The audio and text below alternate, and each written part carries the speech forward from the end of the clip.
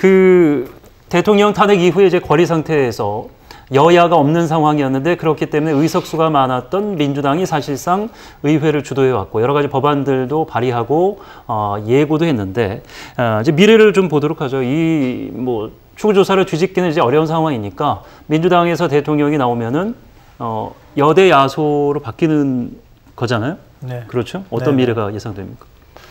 근데 그걸 뭐 저 3권을 다 장악하는 독재다 이렇게 표현하던데요. 의회를 장악한다고 하는 표현이 사실은 말이 안 돼요. 세계 어느 나라에서 의회를 장악한다고 하는 표현이 있습니까? 뭐 뺏어온 게 아니라 투표를 통해서 받은 의석이니까. 그렇죠. 국민이 선택한 거니까요. 예.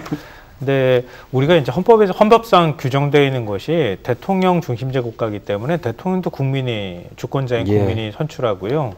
의회도 역시 국민들이 선출에 의해서 국회의원들이 배출이 되도록 만들어 놨잖아요. 예. 근데 이 두 가지 가장 큰 권력 그러니까 민주적 정당성을 가지고 있는 권력이 항상 일치하는 게 아니거든요. 그러니까 때로는 이중 권력 상태가 되는 겁니다. 그러니까 대통령이 소속돼 있는 정당하고 의회의 다수당이 일치하지 않는 경우가 그동안에도 굉장히 많았거든요. 근데 그럴 때 이제 권력의 갈등이 생기는 거예요. 다툼이 생기거나 이런 거. 그래서 사실은 지금 이제 개헌안에 차기 총선 때 같이 이제 대통령 선거를 치르자 이런 얘기가 들어가는 게 그런 이중 권력 상태를 좀 안정적으로 권력을 하나로 가져가는 게 필요하다 이런 문제인식과 같이 하고 있다고 보는데요.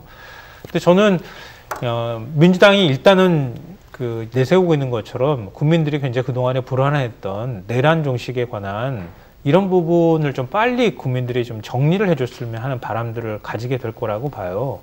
그래서 아마 민주당에서 법안을 통과시킨다고 하면 몇 가지 법안이 있겠지만 가장 시급하게 통과시킬 법안은 내란 특검법이 아닐까 생각하고요.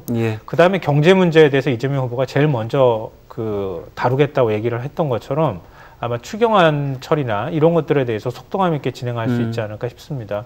그러니까 그런 게 아무래도 국회 일당으로서 다수당의 위치를 가지고 있기 때문에 가능한 측면도 있을 것 같아요. 문제는 이제 국민의힘인데 사실 다음 총선까지 한참 남았어요. 2년 반, 3년 가까이 남았기 때문에.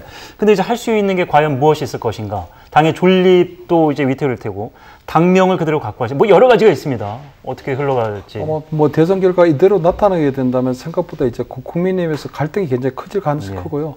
아마 그 보수 혁신 또는 보수 재건을 위한 어떤 그런 프로젝트가 나올 수밖에 없는 부분이 있거든요.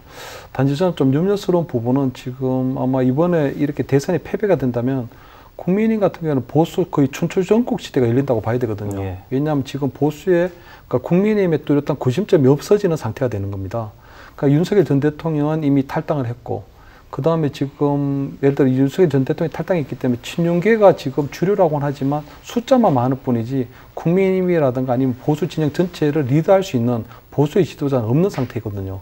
그렇다고 해서 뭐 한동훈 전 대표 같은 경우에는 이번에 뒤늦게 유세에 참여하긴 했지만 아직까지도 친윤계를 중심으로 한 어떤 반한 어떤 그런 세력들이 남아있기 때문에 한동훈 전 대표가 지금 보수 전체를 리드할 수 있는 상황도 안 되는 거거든요. 그렇기 때문에 아마 저는 당분간은 국민의힘에 또는 우리 보수 진영에 누가 헤게모니를 질 것이냐 하는 부분에 있어서 아마 당내에서도 상당히 갈등과 아마 뭐 혼란이 있을 가능성이 크다.